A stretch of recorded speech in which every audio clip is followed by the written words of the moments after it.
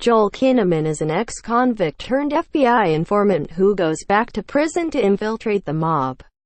In the Informer trailer, the Killing, RoboCop, and Suicide Squad actor is joined in the film's cast by Rosamund Pike, Clive Owen, Common, and Ana de Armas. Blade Runner 2049.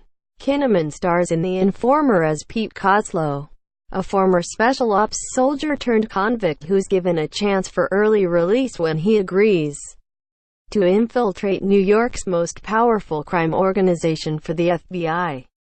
When a tragic turn of events prompts Pete's crooked boss, aka the General, to order him to violate his parole and get himself sent back to prison so he can smuggle drugs through the facility. Pete's handlers at the FBI, Owen and Pike, make him a deal. If he agrees to the plan and brings them the evidence they need to expose the mob's dealings, the U.S. government will grant him the freedom he's been yearning for. Of course, an extremely dangerous and risky operation like that is much easier to execute in theory than in motion. Related, Everybody Knows trailer. Penlope Cruz stars in Kidnapping Drama An Americanized film adaptation of Brge Hellstrm.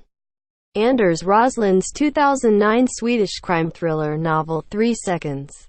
The Informer was directed by Andrea Di Stefano, Escobar, Paradise Lost, and written for the screen by Matt Cook.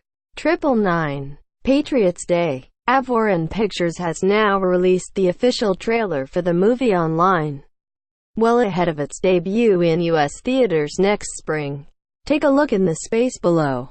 The Informer trailer introduces most of the film's key players, including Armas as Pete's wife Sofia Hoffman, and Common as an NYPD detective who threatens to derail the FBI's entire operation when he starts investigating the death of a fellow police officer, an officer whom, as it were, went undercover and was killed during a mob meeting.